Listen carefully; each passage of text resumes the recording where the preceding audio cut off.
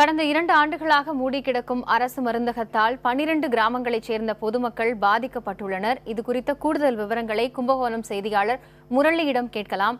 முரளி, கிட்டத்தட்ட 2 வருஷமா அந்த பகுதியில் மருந்தகம் இல்லாததுனால அந்த பகுதி மக்கள் பல்வேறு பிரச்சனைகளை சந்திக்கிறாங்க. என்ன காரணம்? ஏன் 2 வருஷமாக அந்த பூட்டி கிடக்கிறது? இதற்கு உரிய ஏன் நடவடிக்கை எடுக்கப்படலை?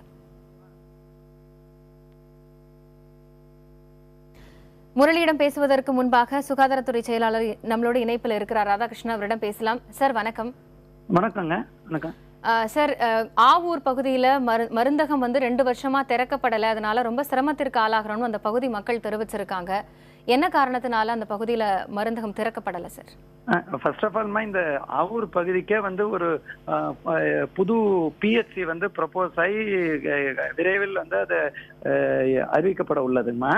மெயினா நம்ம ஆரம்ப சுகாதார நிலையங்கள்ங்கிறது நம்ம சுகாதாரத்துறையால் செயல்படுத்தப்பட்டு ஒரு பக்கம் சுகாதாரத்துறையால் செயல்படுத்தப்பட்டு வந்தது.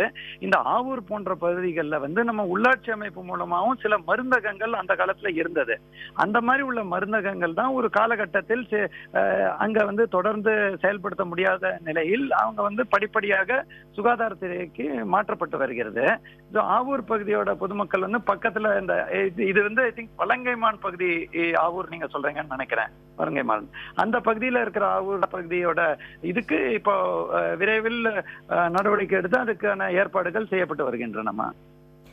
சார், அதாவது ரொம்ப ஏழ்மையான நிலைமையில இருக்கும். எங்களால் இதுக்காக ஒரு பயணம் செஞ்சு வேற ஒரு ஊருக்கு, அதாவது இங்கே ஆவூர்லேருந்து கும்பகோணமோ இல்லைனா வலங்கைமானோ இந்த மாதிரி பகுதிகளுக்கு சென்று தான் சிகிச்சை எடுத்துக்கணும், அந்த மாதிரி ஒரு நிலைமை இருக்கு அப்படின்னு சொல்லியிருக்காங்க. 2 வருடங்களாக இந்த விஷயம் குறித்து உங்களோட கவனத்துக்கு கொண்டு வரப்பட்டதா சார்?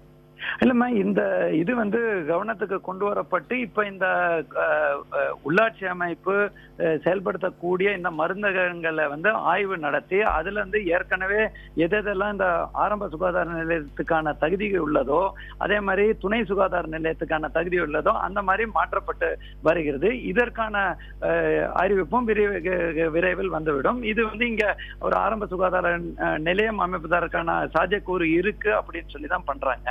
இதுக்கு ஏன் கொஞ்சம் இதை பியூரோகிராட்டிக்கா நீங்க நினைச்சா கூட அது ஒரு 30,000 ஜனத்தொகைக்கு 8 கிலோமீட்டர் அந்த மாதிரி சில வரன்முறை இருக்கு. இது நம்மளோட தேசிய சுகாதார மையத்தோட ஒப்புதல் பெற வேண்டிய உள்ளதால் தான் இந்த டிலே ஆச்சே தவிர்த்து இது இந்த மாதிரி நம்ம தமிழகத்தை பொறுத்தவரை முதலமைச்சர் இந்த பீரியட்ல தான் இந்த டோட்டலி நமக்கு 1029 ஆரம்ப சுகாதார நிலையங்களை மேம்படுத்தியுள்ளார்கள்.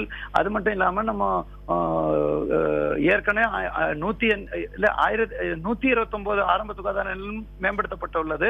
அதே மாதிரி 187 புதிய ஆரம்ப சுகாதாரம் தொடங்க இருக்கும். டோட்டலா இப்ப நம்ம 1765 சுகாதார நிலையங்கள் இருக்கு. ஆவூருக்கும் விரைவில் இந்த ஆரம்ப சுகாதார நிலையம் அமைப்பதற்கு அனைத்து சாத்தியக்கூறு உள்ளதால் நல்ல முடிவு வரும். விரைவில் அப்படிங்கறத எவ்வளவு காலத்திற்குள் அப்படின்னு குறிப்பிட்டு சொல்ல முடியுமா சார்? இல்லம்மா, அந்த இப்ப அதோட அந்த ஒப்புதல் பெறப்பட்டுள்ளதுமா. அந்த ஒப்புதல் பெறப்பட்டு விரைவில் அதற்கான அறிவிக்கை வெளியிடப்படும். நன்றி சார், இணைப்புல வந்தமைக்கு.